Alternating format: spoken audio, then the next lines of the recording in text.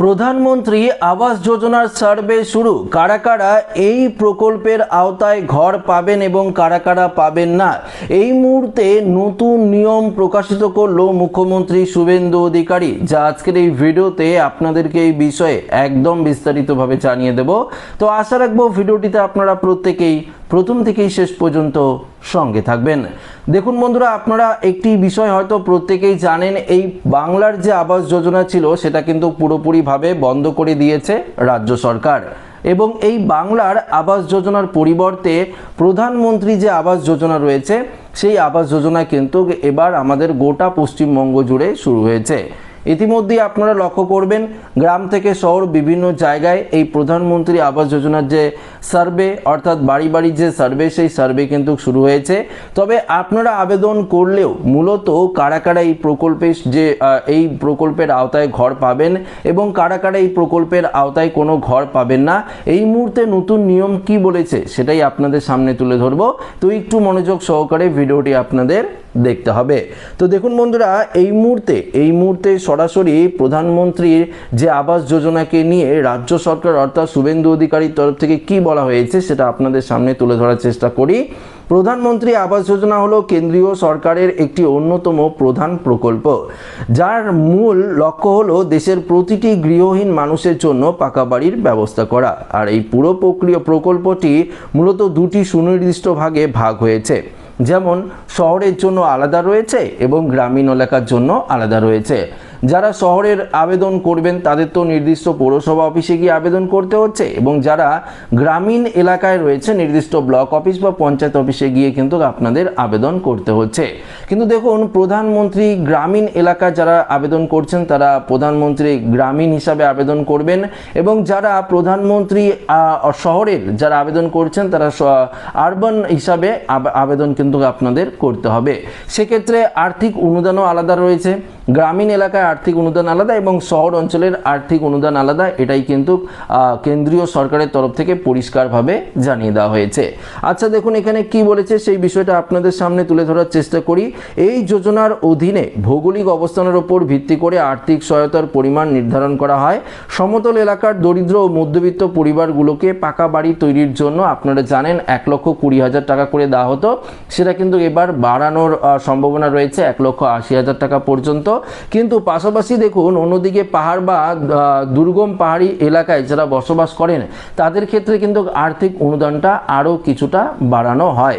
অন্যদিকে যারা শহরের আবেদন করেন সেক্ষেত্রে তাদের অনুদান সম্পূর্ণই একদম গ্রামীণ এলাকা থেকে আলাদা রয়েছে। এবার বলছে যে প্রধানমন্ত্রী আবাস যোজনায় আবেদন করার জন্য কি কি যোগ্যতা আপনাদের প্রয়োজন। প্রধানমন্ত্রী আবাস যোজনায় নাম নথিভুক্তর জন্য সবচেয়ে প্রধান শর্ত হলো আবেদনকারী কিংবা তার পরিবারের কোনো সদস্য ভারতের থেকেও কোনো রকম পাকা বাড়ি থাকলে হবে না, অর্থাৎ আপনাদের কাঁচা বাড়ি কিন্তু থাকতে হবে। মূলত অর্থনৈতিকভাবে দুর্বল শ্রেণী, নিম্নবিত্ত এবং মাঝারি আয়ের নাগরিকরাই এই প্রকল্পের সুবিধা আপনারা পাবেন। তবে আবেদন জমা পড়ার পরই কেন্দ্রীয় রাজ্য স্তরে সরকারি আধিকারিকরা আবেদনকারীর সমস্ত যে তথ্য সেটা কিন্তু স্ক্রুটিনি করে দেখবে। তারা সমস্ত কিছু পরীক্ষা নিরীক্ষা করবে, স্ক্রুটিনি করে দেখবে, ডকুমেন্টস ভেরিফিকেশন করে দেখবে, তারপরেই কিন্তু এই প্রকল্পের টাকা আপনার ব্যাংক অ্যাকাউন্টে কিন্তু ছাড়া হবে।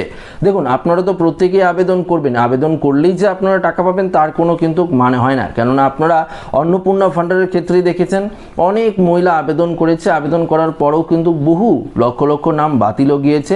তো এই আবাস যোজনায় অনেকেও আবেদন করবেন, অনেকের বাড়িতে দেখুন এই মুহূর্তে পঞ্চায়েতের তরফ থেকে সার্ভে করা হচ্ছে, মিউনিসিপ্যালিটি অফিসের তরফ থেকে বিভিন্ন জায়গায় টিম পাঠিয়ে সার্ভে করা হচ্ছে। প্রত্যেকে আপনারা সার্ভেতে অংশগ্রহণ করলেন, কিন্তু প্রকৃত উপভোক্তারাই এই প্রকল্পের যে টাকা সেটা কিন্তু পাবেন।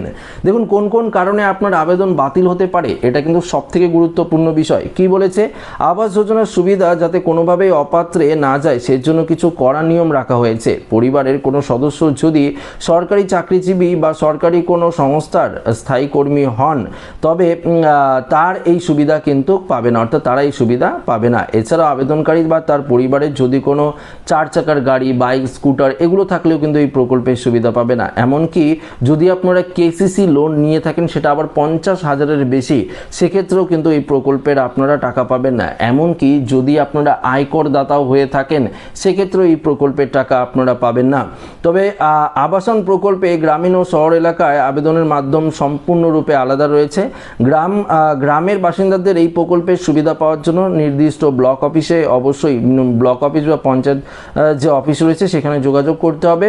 অন্যদিকে যারা শহরে থাকেন তারা পৌরসভা অফিসে বা ওয়ার্ড অফিসে গিয়ে যোগাযোগ করবেন। সেখান থেকে কিন্তু আপনাদের সমস্ত কিছু যে অর্থাৎ এই আবাস যোজনা আবেদন করতে গেলে কী কী প্রয়োজন, কী কী কাগজপত্রের প্রয়োজন, সেগুলো কিন্তু সমস্ত কিছু আপনাদেরকে জানিয়ে দেবে। তবে দেখুন, এই মুহূর্তে যদি আপনারা দেখেন তাহলে দেখতে পারবেন যারা গ্রামীণ এলাকায় রয়েছেন বা শহর এলাকায়, দেখবেন এই মুহূর্তে পঞ্চায়েত তরফ থেকে কিন্তু সার্ভে প্রসেস চলছে, সার্ভে কিন্তু করা হচ্ছে। অনেকেই কি করছে, অনলাইনের মাধ্যমে সার্ভে করছে, অনলাইনের মাধ্যমে ফেস ভেরিফিকেশন করে আবাস প্লাসের মাধ্যমে কিন্তু সার্ভে করে নিচ্ছে। সার্ভে করার পর সমস্ত কিছু ডকুমেন্টস ভেরিফিকেশন হবে, তারপরেই কিন্তু এই প্রকল্পের টাকা আপনার ব্যাঙ্ক অ্যাকাউন্টে কিন্তু আসবে। তবে দেখুন, এই প্রকল্পে 1,20,000 টাকা থেকে বাড়ানোর সম্ভাবনা কিন্তু রয়েছে। তো আশা রাখবো ভিডিওটি প্রত্যেকের ভালো লেগেছে।